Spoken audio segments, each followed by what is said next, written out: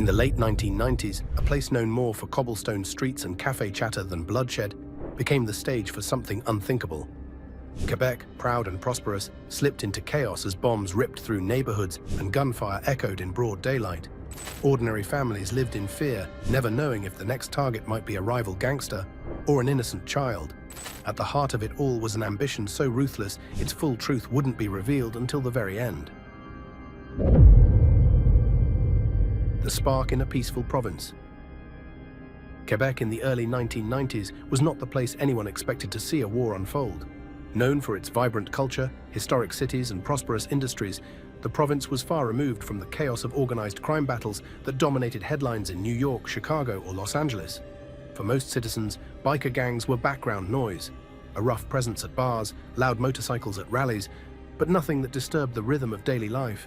But beneath that surface calm, Quebec was changing. Cocaine and hashish were flowing in from abroad, funneled through the docks of Montreal and dispersed across the province. Small street gangs and independent dealers were making fortunes.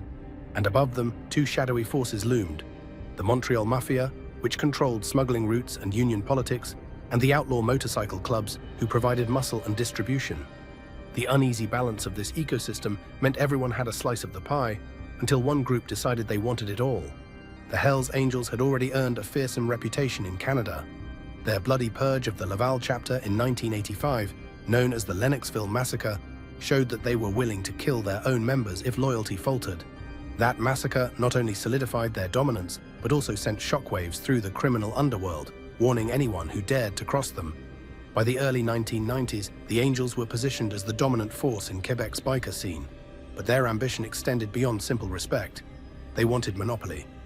At first, it was subtle. Bar owners and small-time dealers were approached quietly, pressured to buy exclusively from Hells Angels suppliers. Some agreed out of fear, others out of convenience. But when refusals came, retaliation followed.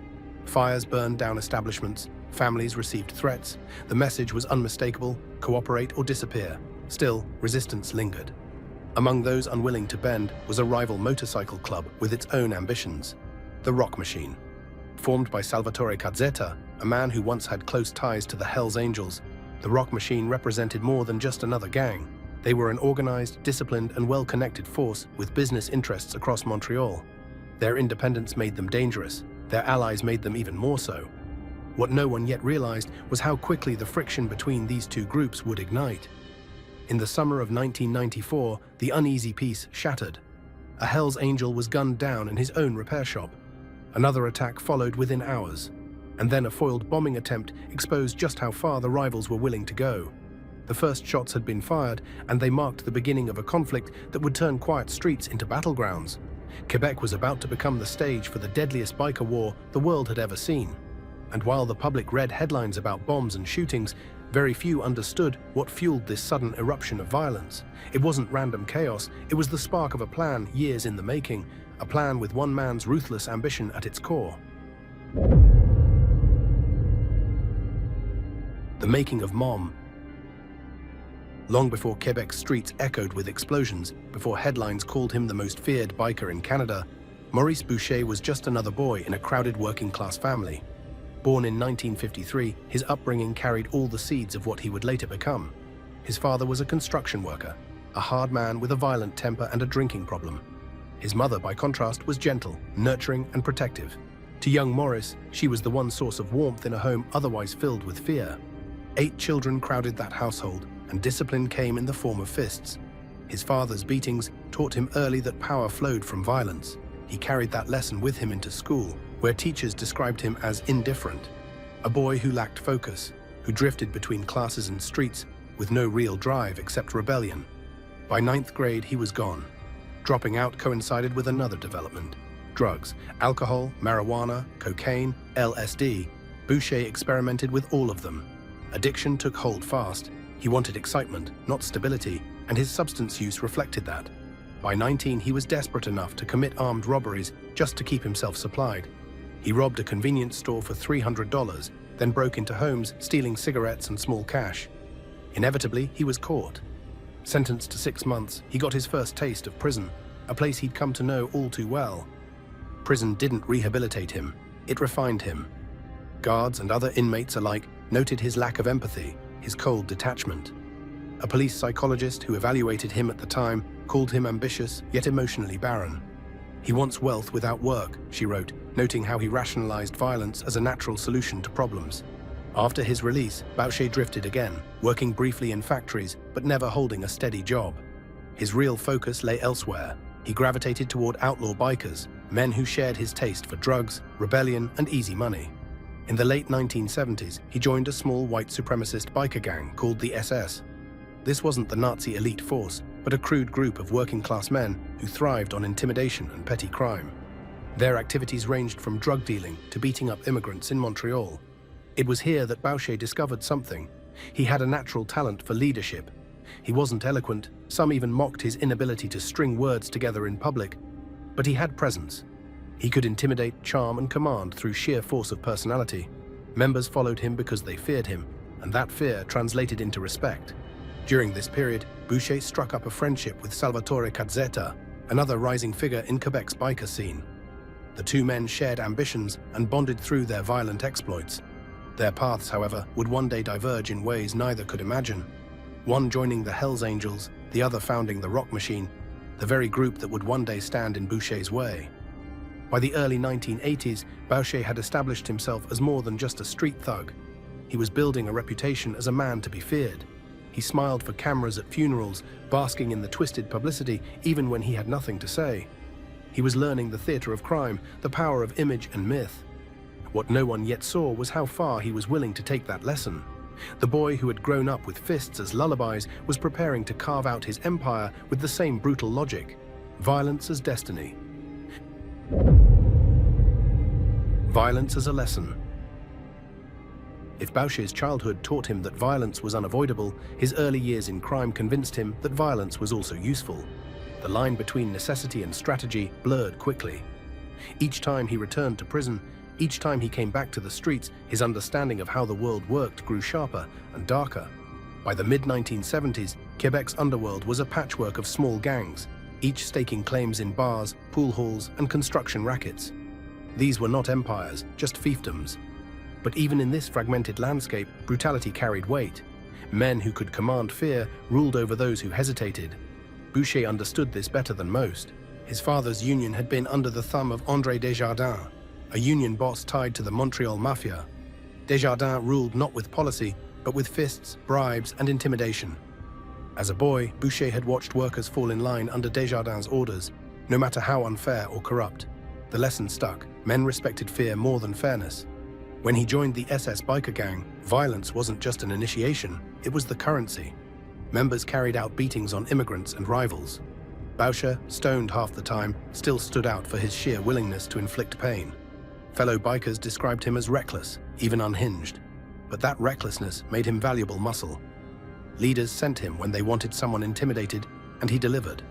He also developed a taste for spectacle. At funerals, when cameras appeared, Boucher would step into the frame, grinning, surrounded by his men. He rarely spoke, but his smile carried its own message. "I'm not afraid of you." It was theater, calculated to build a reputation that would travel faster than rumors. He was crafting a myth for himself, a dangerous man who enjoyed being seen as dangerous. But violence also brought consequences. In the early 1980s, he was convicted of sexual assault against a teenage girl, earning another prison sentence. It was in these cells that he refined his persona further. Other inmates respected his toughness, but they also noticed his cunning. He didn't just fight for survival, he fought to control. Guards saw it too. To them, Boucher was trouble incarnate, always calculating, always ready to manipulate others for his own gain. Outside the prison walls, biker culture was changing. The Hells Angels had crossed into Canada, bringing with them a level of organization and ruthlessness unmatched by local gangs. Their massacre of the Laval chapter in 1985 shocked even hardened criminals. To some, it was a betrayal of the outlaw code. To others, like Boucher, it was genius, a reminder that purges and fear could hold an empire together. This was the final reinforcement of the lesson he had been learning his whole life. Violence wasn't just acceptable, it was necessary. It could cleanse weakness. It could enforce loyalty. It could expand power, and it could build legends. When Boucher finally left prison behind for good, he wasn't just another biker looking for thrills. He was a man convinced that his future lay in using violence not as a last resort, but as his sharpest tool. The streets of Quebec would soon discover just how far he was willing to wield it. Lennoxville's ghost. The spring of 1985 marked a turning point in Canadian organized crime. At a quiet clubhouse in Lennoxville, Quebec, the Hells Angels demonstrated just how far they were willing to go to preserve order. What began as a party invitation for members of the Laval chapter ended as a massacre. One by one, the Laval bikers were herded into a room and gunned down by their own brothers. By the time it was over, 5 men lay dead. The motive was simple but chilling.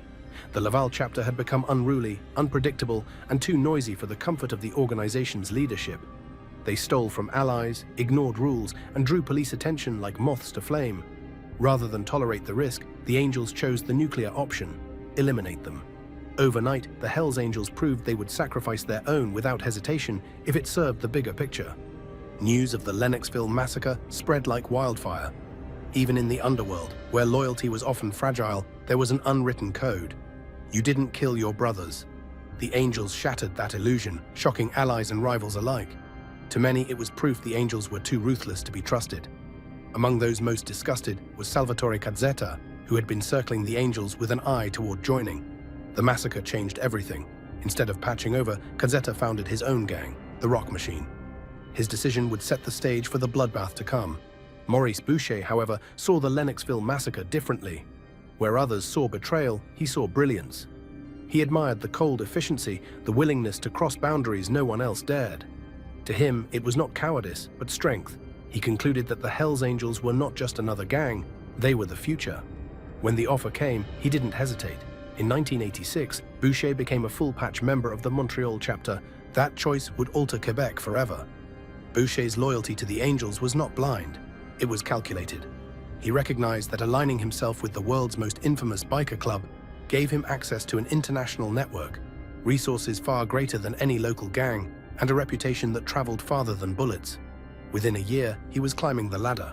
He proved his commitment in blood, carrying out assassinations with chilling calm. Witnesses saw him gun down rivals in crowded bars, yet no one dared testify.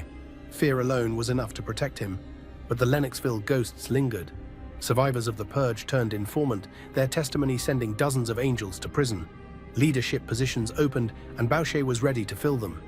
By the late 1980s, he was no longer a foot soldier. He was president of the Montreal chapter, a man whose word carried the weight of life and death. The Rock Machine, meanwhile, grew steadily under Cazzetta, building alliances and embedding themselves into Montreal's nightlife.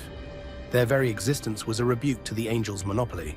For years, tension simmered, but open conflict was held back.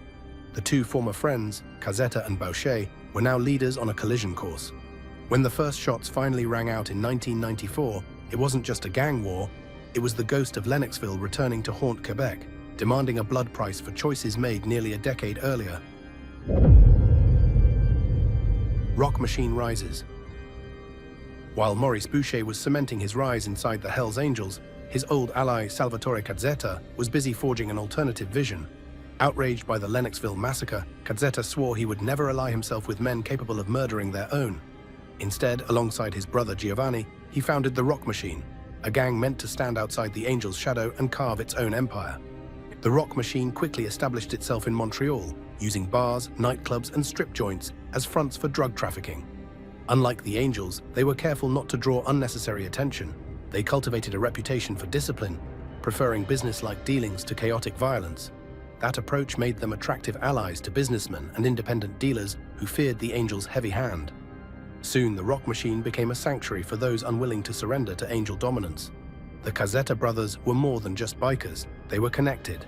Salvatore maintained strong ties to the Montreal Mafia, particularly with the Rizzuto crime family. This alliance offered protection and leverage, allowing the Rock Machine to grow without constant harassment. To many outsiders, the group looked less like a ragtag gang and more like a genuine criminal organization with vision and stability. This balance, however, was fragile. The Hells Angels tolerated the Rock Machine at first, calculating that coexistence was preferable to immediate war. Boucher, newly empowered within the Angels, watched closely. His respect for Cazzetta as a leader was genuine, but his ambitions left no room for rivals. The truce shattered in 1994, when Salvatore Cazzetta was arrested while attempting to import a massive cocaine shipment, over 440 pounds. With him behind bars, the rock machine lost its most respected leader. Leadership passed to Johnny Plescio and others, capable men but lacking the deep connections Cazzetta had maintained. For Boucher, this was the opening he'd been waiting for. He moved fast. HELLS Angels associates began approaching rock machine-controlled venues with an ultimatum: sell Angel-supplied drugs or watch your business burn. Some caved, unwilling to risk their lives. Others resisted, clinging to independence. Retaliation was swift: fires, bombings, and brazen attacks designed to send a message. The rock machine refused to bend. Instead, they rallied. Quiet meetings with street gangs, disaffected dealers, and even shady financiers gave birth to what became known as the Alliance. Together, they would resist Angel monopoly, pooling their strength against Boucher's growing empire. It was a bold move, but also a desperate one. Everyone involved knew the Angels had numbers, resources, and international support far beyond their own. Still, resistance was preferable to submission. For men who had grown up steeped in street pride, the idea of being absorbed was unthinkable. They would fight, no matter the cost. The rock machine's decision sealed Quebec's fate. What might have been resolved through backroom deals or quiet agreements instead became open war. And once the first shots were fired, there would be no turning back. The peaceful image of Quebec was about to be drowned beneath a tide of blood as two visions of criminal power collided, one rooted in independence, the other in total domination. The ultimatum. By 1994, Maurice Boucher's ambition had sharpened into a single, unshakable goal: total control of Quebec's drug trade.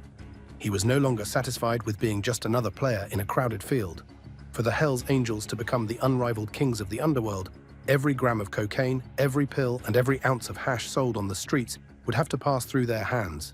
And Boucher was prepared to use fire and blood to make it happen. The ultimatum came with brutal clarity. Dealers, bar owners, and street gangs across Quebec were given two choices: buy their product from the Angels or be marked as enemies. There would be no middle ground. To enforce this decree, Boucher unleashed his lieutenants, hard men who carried out orders with chilling precision. Nightclubs that resisted were firebombed. Restaurants known to be allied with the rock machine were reduced to rubble. Those who dared to defy the ultimatum often didn't live to reconsider. Boucher's strategy wasn't just intimidation, it was spectacle. Each attack was meant to ripple through the underworld, sending a message not only to the immediate victims, but to everyone watching. Resistance is futile, police reports filled with bombings, shootings, and arsons, but the Angels' grip only tightened. Fear became their most effective weapon. For the rock machine, the ultimatum was a declaration of war. They were already struggling with the absence of Salvatore Cazzetta, now behind bars, but surrender was unthinkable. To them, giving in would mean annihilation. Johnny Plescio, one of their emerging leaders, rallied his men with the promise that they would not go quietly. They would stand their ground, no matter the cost. And so, the lines were drawn. On one side stood the HELLS Angels, emboldened by Boucher's ruthless leadership and supported by their powerful allies in the Montreal Mafia. On the other side stood the rock machine and their network of gangs, businessmen, and street-level dealers unwilling to accept Angel domination. The alliance was fragile, held together by mutual survival rather than loyalty, but it gave the rock machine strength they could not muster alone. Quebec had never seen anything like what was coming. What had started as whispered threats and backroom deals now escalated into open violence. Bombs detonated in broad daylight, spraying shrapnel across residential neighborhoods. Bullets tore through the streets of Montreal, sometimes hitting intended targets, sometimes not. Children walked past burned-out cars on their way to school. Innocent lives became collateral damage in a war few outside the criminal underworld even understood. For police, the ultimatum created a nightmare. They were underfunded, undermanned, and in many cases compromised by corruption. Officers who tried to stand against the bikers were threatened, beaten, or bought. The system was paralyzed just as the streets were descending into chaos. The ultimatum had been delivered, and the consequences were already spiraling out of control. What remained to be seen was how far Boucher was willing to go to enforce his vision, and how much blood Quebec would have to spill before the message was finally clear. The alliance forms. Faced with the HELLS Angels' ultimatum, the rock machine knew they couldn't survive alone. They were outnumbered, outgunned, and staring down an opponent backed by the wealth of international connections. Maurice Boucher wasn't bluffing. He intended to strangle every rival operation until nothing remained. The only chance of survival lay in unity.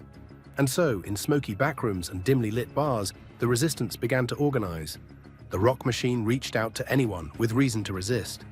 Independent drug dealers, local street gangs, and nightclub owners who feared losing their livelihoods all gathered at the table. Among them were two powerful groups that would give the resistance real weight: the Pelletier clan, a violent street gang with a reputation for ferocity, and the Dark Circle, a coalition of businessmen who operated quietly in the shadows of Montreal's drug economy. The deal was struck. They would form an alliance to counterbalance the Angels' overwhelming might. The Rock Machine and Pelletier clan would provide manpower, the soldiers in this war. The Dark Circle would provide money and influence, greasing wheels and supplying the cash flow needed to fund weapons, safe houses, and bribes.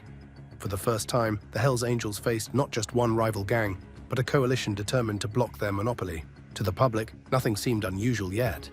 The news reported scattered bombings and shootings, chalked up to gang violence.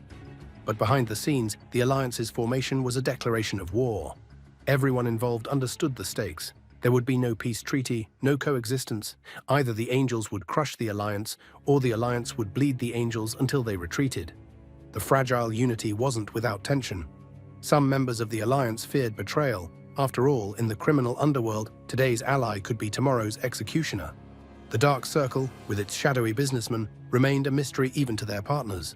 Their motives were profit, not pride, and loyalty to the Rock Machine was never guaranteed. Still, desperation bound them together. The Angels, for their part, recognized the challenge but didn't flinch. To Boucher, the alliance was proof of his own importance. If so many enemies were willing to set aside differences just to stop him, then he must have been doing something right. He welcomed the fight, confident that fear and firepower would eventually dismantle this coalition piece by piece. As 1994 turned to 1995, Montreal became a city on edge. Murders spiked, bombs rattled windows at night.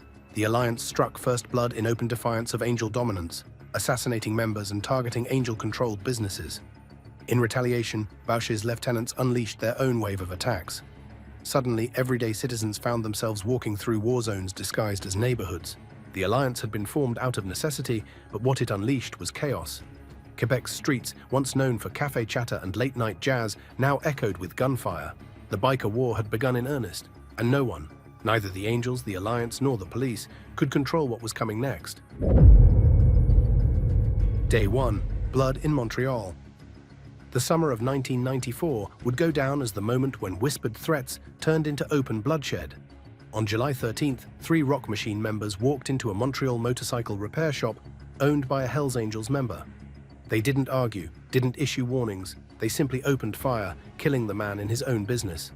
Hours later, another Angel was shot, this time surviving only because he was rushed to the hospital in time. The message was unmistakable.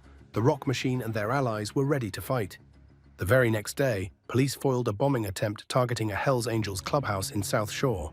They arrested 5 Rock Machine members with explosives in their possession, preventing what could have been a massacre. But even the arrests did little to cool the tension. By then, the war had already begun. The Angels convened an emergency meeting at their Sherbrooke clubhouse. Boucher presided over a room filled with grim faces and hard men. There was no debate. Every chapter president voted in favor of war.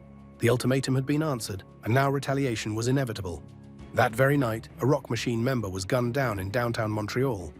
What followed set the pattern that would dominate Quebec for years. Violence answered with violence, bombs with bombs, murders with murders. The Rock Machine attacked Angel bars. The Angels struck back at Rock Machine businesses. The Pelletier clan prowled the streets, their reputation for brutality adding fuel to the fire. The Dark Circle provided funds, ensuring the Alliance's operations didn't grind to a halt. For ordinary Montrealers, the violence was impossible to ignore. Drive-by shootings lit up city streets. Bombs hidden in cars exploded outside nightclubs. Families stumbled onto crime scenes on their way to dinner. By the end of 1994, more than 20 people were dead. Many of them not even full members of either gang. Hangarounds, prospects, and unlucky associates caught in the crossfire. The police looked on, seemingly powerless. They couldn't infiltrate the gangs easily. Biker culture required years of trust building before someone could even get close to being a full-patch member. And even if they did manage to place informants, corruption inside the force often ensured their intelligence went nowhere. Quebec's justice system was riddled with leaks, bribes, and double-dealing. For Boucher, the early days of war were a test. Could he enforce the Angels' will in the face of resistance? Could he bend the alliance to its knees through fear and blood? His strategy was simple: escalate until the other side broke. For the rock machine, survival meant hitting back just as hard, proving they wouldn't be intimidated. By the close of the first year, Montreal was no longer just a city, it was a battlefield. And if anyone thought the violence would burn out quickly, they were gravely mistaken. The first shots were only the beginning of a war that would scar Quebec forever: bombs and betrayal. As the war dragged into 1995, the weapons escalated. Gunfire was no longer shocking, it had become routine. To send stronger messages, both sides turned to explosives. Montreal streets echoed with blasts as cars, bars, and homes were reduced to twisted wreckage. For residents, the smell of smoke and the sound of shattering glass became grim reminders that their city had been transformed into a war zone. Bombs carried a cruel advantage. They didn't just kill the intended target, they terrorized everyone nearby. And for the HELLS Angels, spectacle was the point. Each detonation was designed to spread fear through rival gangs and civilians alike. Yet bombs were also unpredictable. They killed prospects, hang-arounds, girlfriends, even random bystanders who happened to walk by at the wrong moment. Quebec's once proud neighborhoods now bore the scars of a conflict few understood, but everyone felt. In this climate of chaos, betrayal became just as dangerous as bullets.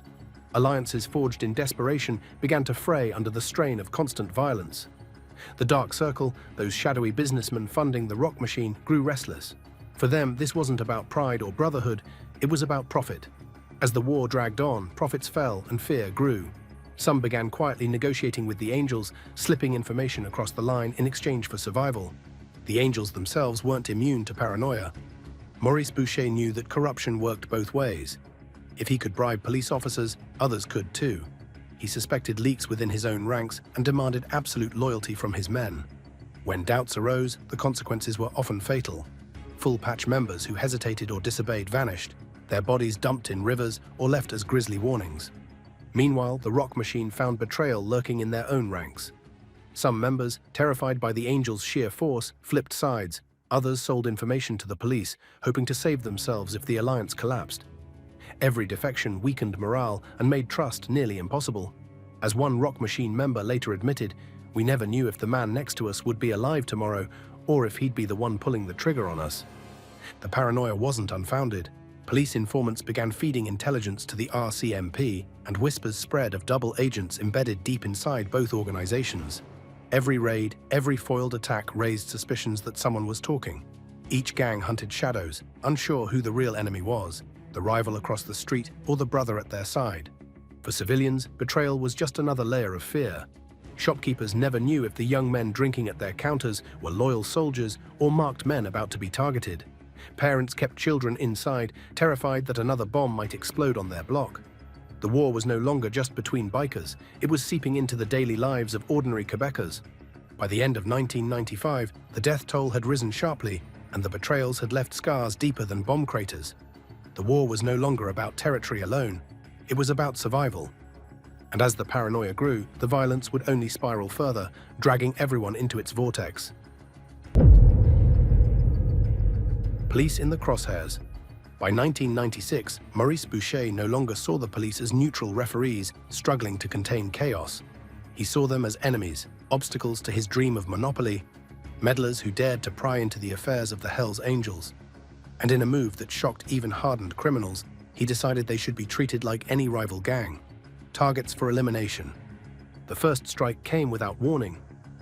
A prison guard waiting at a bus stop in downtown Montreal was gunned down in broad daylight. A month later, a prison transport van carrying inmates was ambushed, its windshield shredded with bullets. One guard was killed instantly, another gravely wounded. The message could not have been clearer: no badge, no uniform, no oath to the law would protect those who crossed the Angels. For Quebec, it was a nightmare. Police officers had always been symbols of order, the thin blue line holding back the tide of violence. Now, even they were vulnerable. Citizens wondered, if prison guards could be executed in broad daylight, who was safe? Fear trickled down from the highest levels of government to ordinary families who relied on those officers for protection. Boucher's plan was ruthless but calculated. By murdering officers of the justice system, he aimed to terrify not just law enforcement, but also prosecutors and judges. If investigators and juries feared for their lives, cases against the Angels might collapse before they even reached trial. He had seen how one informant's testimony, the infamous Eve Apache Trudeau, had decimated Angel leadership a decade earlier. Boucher was determined to ensure such betrayals could never succeed again. Inside police departments, morale collapsed. Whispers of corruption and double-dealing were already rampant, but now honest officers felt abandoned. Some refused assignments out of fear, others quietly accepted bribes just to stay off the hit list. Those who stood firm faced isolation from colleagues and harassment from criminals, emboldened by the Angels' audacity. One man refused to be cowed, Commander André Boucher of the Montreal police. He had clashed with Boucher since the 1970s and despised him with a personal fury. Where others looked away, Bouchard leaned in, launching raids on Angel-controlled bars and strip clubs. In one infamous raid, he personally punched out a biker who tried to intimidate him, shouting to the room, "Anyone else want some?" His defiance became legendary, but it also painted a target on his back. Still, even Bouchard struggled against the tide. Political bickering between provincial authorities and federal agencies paralyzed investigations. Operation Wolverine, a task force designed to dismantle the Angels, became mired in infighting. Meanwhile, Boucher strutted into cafes in full colors, holding court with his lawyer and entourage, smirking as police glared helplessly across the room. By putting police in his crosshairs, Boucher had crossed a line few criminals dared. Yet far from weakening his power, it seemed to strengthen his legend. Crowds cheered him in public, seeing him as a folk hero defying a corrupt system. For his enemies, however, it was proof of something far more chilling. Maurice Boucher wasn't just fighting for the drug trade, he was waging war on the very idea of law itself. Danny Kane's double life. If the war in Quebec was defined by bombs, bullets, and brazen assassinations, it was also shaped by whispers. And few whispers were louder than those carried by Danny Kane, a man who lived two lives so convincingly that neither side truly grasped the depth of his duplicity until it was too late. Kane wasn't a full-patch angel. Not yet. He belonged to the Rockers, a puppet club that did the Angels' dirty work. For years, he slaved for men like Walter Stadnick and David Carroll, ferrying drugs, running errands, dreaming that one day he'd wear the Sacred Death's head patch. But recognition never came. Instead, Kane was ordered to lead a doomed experiment, the Demon Keepers, a half-baked attempt to expand into Ontario. The plan failed spectacularly. Kane and his ragtag crew, mostly French-speaking outsiders, couldn't crack Ontario's criminal networks. Worse, their presence drew the full weight of the RCMP, who saw them as a serious invasion. Kane ended up behind bars, the Angels shrugged, and Stadnick moved on. That was when something inside Kane snapped. Used, discarded, and staring at years of wasted loyalty, he decided to flip the script. He approached the RCMP, not with hesitation, but with hunger. If the Angels wouldn't give him power, maybe the law would. And so began one of the most dangerous games of espionage in Canadian criminal history. To his handlers, Kane was a dream informant. He provided a roadmap to the inner sanctum of the Angels, sketching hierarchies, financial flows, and secret plans. He revealed that Boucher intended to form a shadowy elite unit, the Nomads, who would answer only to him, acting as both his enforcers and personal death squad. He detailed drug shipments, explained the club's ties to the Risotto Mafia, and even mapped which police officers were on Boucher's payroll. The money was good too. Kane received $2,000 a week, tax-free in cash, making him one of the highest-paid informants in Canada. But the danger was constant. By day, he was a loyal soldier, laughing and drinking alongside men who would kill him instantly if they suspected betrayal. By night, he was a shadow, slipping away to meet handlers, feeding them intelligence that would one day bring his brothers crashing down. But Kane was no saint. He lied to his handlers, exaggerating his role, pinning murders on others to save his own skin. He partied with prostitutes, sometimes calling his RCMP contacts mid-act, handing the phone over as proof of his escapades. To some, he looked less like a noble whistleblower and more like a reckless hustler milking both sides. Yet amid the bravado, his information was devastating. He confirmed suspicions about police corruption. He exposed Boucher's obsession with paranoia, his constant search for moles. And he painted a portrait of an empire rotting from within, held together by fear and violence rather than trust. Kane's duplicity escalated the war in ways he couldn't imagine. His tips led to drug busts that enraged Angels. His whispers deepened divisions inside the club as men eyed one another with suspicion. He became the hidden knife, cutting both ways, leaving scars on the Angels and the police alike. For Kane, the double life was intoxicating. But in a war where loyalty was currency and betrayal was death, the question wasn't if he'd pay the price, it was when. The death of innocents. Wars between outlaw bikers were expected to be bloody. Guns, bombs, ambushes. These were occupational hazards for men who lived by the patch. But in 1995, the Quebec Biker War crossed a line so shocking that even hardened criminals recoiled. For the first time, the carnage claimed not just rivals, but children. It happened on August 9, 1995. Marc Dubé, a mid-level drug dealer aligned with the HELLS Angels, slid behind the wheel of his Jeep in Montreal.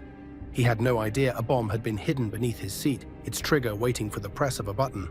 As Dubé started the engine, a nearby Angel associate pressed the detonator. The explosion ripped through the street, shredding metal, shattering windows, and flinging debris in every direction. Dubé was killed instantly. But the true tragedy unfolded a few feet away. 11-year-old Daniel Desrochers was playing in a park across the street. A chunk of shrapnel from the blast struck him in the head. 4 days later, Daniel was dead. The murder of a child ignited outrage across Quebec. Headlines screamed of savagery. Politicians promised action. Ordinary citizens, already weary of shootings and firebombs, now demanded to know why their neighborhoods had become war zones. For many, Daniel's death was proof that the Angels and their enemies were no longer fighting each other. They were waging war on society itself. Inside the Angels, panic rippled. No one claimed responsibility, but whispers spread that Scott Steinert, Boucher's ruthless lieutenant, had ordered the bombing. Danny Kane later told police he overheard Steinert muttering about using bombs as psychological weapons, though after Daniel's death, he grew visibly nervous, muttering that the plan had gone too far. For the first time, even veteran killers began to wonder if their leaders had lost control. For Boucher, the fallout was complicated. On one hand, the killing of a child could have turned public opinion completely against the Angels. On the other, it provided him with an opportunity to manipulate perception. Rumors swirled that he wanted the rock machine blamed, painting them as reckless monsters, even though his own men had likely carried out the bombing. The murky fog of war made it impossible to pin the crime on any one group, and that ambiguity was exactly what Boucher thrived on. But outside the gang world, there was no ambiguity. Parents were terrified. Schools increased security. Neighbors whispered about moving away. The line between combatants and civilians had blurred, and for the people of Quebec, the biker war was no longer background noise. It was a daily creeping dread. For the first time, the Canadian public demanded that law enforcement act decisively. Yet corruption, infighting, and politics continued to hobble investigations. Citizens wondered whether the system could even protect them. Meanwhile, the Angels and Rock Machine kept bombing, kept shooting, kept burning businesses to ash. Daniel Desrochers' death became a haunting symbol of the war's cruelty, a reminder that in battles fueled by greed and ambition, it is always the innocent who bleed the most. Trials, acquittals, and public outrage. The death of Daniel Desrochers was a turning point for Quebec. Citizens wanted blood, not on the streets, but in the courts. And so, in December 1997, police finally moved against Maurice Boucher. He was arrested and charged with ordering the murders of 2 prison guards, along with attempted murder of a third. For many, this was the moment they had waited for, the trial that would finally clip the Angels' wings. But when the trial opened in 1998, something strange happened. The courthouse itself seemed to bend in Boucher's favor. Jurors noticed rows of Angels sitting in the gallery, dressed in full colors, staring coldly from the front row. The intimidation was so obvious, it became a spectacle in its own right. Then came the judge, Jean-Guy Boilard. He was feared across Quebec for his iron hand in previous gang cases. But when it came to Boucher, his rulings leaned heavily toward the defense. Motions that would normally be dismissed were accepted. Key pieces of evidence were deemed inadmissible. Testimony that prosecutors believed was crucial was struck from the record. It was as if invisible weights were shifting the scales of justice. Outside, public anger boiled. The murders of prison guards had been audacious enough, symbols of the justice system gunned down in cold blood. Now, the possibility of Boucher walking free felt like a slap in the face. The press covered every moment of the trial, portraying it not just as a legal battle, but as a test of whether Quebec's institutions could withstand the Angels' influence. In May 1998, the unthinkable happened. Boucher was acquitted on all charges. To his supporters, it was vindication, proof that he could outwit the state. To his enemies, it was corruption made visible. Journalists openly accused the jury of being intimidated. Politicians demanded answers. The streets buzzed with disbelief. Boucher, ever the showman, leaned into his newfound myth. He strutted into public spaces in full angel colors, soaking in the attention. At a boxing match in Montreal, witnesses described the crowd rising as one to cheer him, as though he were a celebrity rather than an accused murderer. Commander André Boucher, hardened by decades of fighting bikers, sat in the stands that night and later admitted the ovation broke his heart. The acquittal cemented Boucher's image as untouchable. He was no longer just a gangster. He was a folk hero in the eyes of many disillusioned with the police and government. He represented rebellion, power, and the defiance of authority. For some in Montreal, he wasn't the villain, he was the anti-hero. But beneath the swagger, cracks were forming. Prosecutors appealed, arguing that the jury had been improperly influenced. Investigators quietly gathered more evidence, biding their time. And inside the Angels, paranoia deepened. Informants were suspected, loyalty was questioned. Even Boucher, seemingly untouchable, began to realize that the shadow of justice had not disappeared. It was only circling, waiting for its chance to strike again. The aftermath and legacy. By the early 2000s, the war that had drenched Quebec in blood was finally grinding to a halt. The rock machine, battered by years of bombings and assassinations, eventually splintered. Some of its members patched over to larger international clubs like the Bandidos, while others simply faded away. The Angels, meanwhile, stood victorious, their monopoly over Quebec's drug trade largely secured. But it was a hollow victory, one bought at the price of over 160 lives, hundreds of injuries, 84 bombings, and a generation of fear that hung over Montreal like a storm cloud. The public's outrage did not vanish with the violence. Daniel Desrochers' death remained a national scar, a symbol of how deeply the war had invaded civilian life. Journalists, judges, and police officers who had been threatened or attacked carried those memories long after the guns fell silent.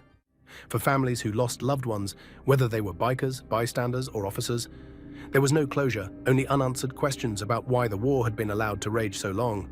Law enforcement, humiliated for years by corruption and ineffectiveness, finally pushed for stronger tools.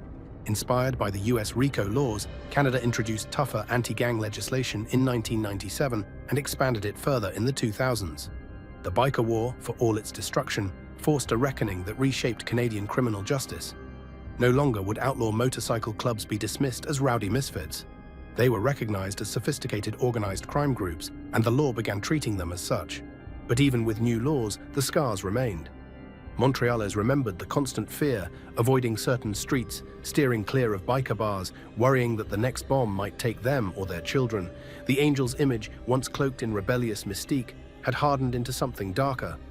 An empire of greed and blood, willing to sacrifice anyone, even innocents, in the name of control. For Maurice Boucher, the end was personal. Convicted and locked in a maximum security prison, expelled from the Angels and targeted by enemies behind bars, his fall from folk hero to forgotten relic was complete. His ambition had built the war, his ambition had destroyed him. Yet the violence he unleashed had already reshaped Quebec forever. And so the story of the Quebec Biker War is not just about gangsters and drugs. It is about what happens when one man's lust for power collides with a fragile society. It is about how corruption, intimidation, and violence can choke a city until even children pay the price. And it is about the chilling truth that for nearly a decade, the streets of a modern, prosperous city became the battlefield for the most feared biker war in the world. Even today, the echoes remain. The Angels still ride, rival gangs still exist. But the ghosts of Quebec's war, the bombed cafes, the assassinated guards, the murdered children, linger as reminders of a time when ambition turned a city into a war zone and left scars that no one has ever truly healed.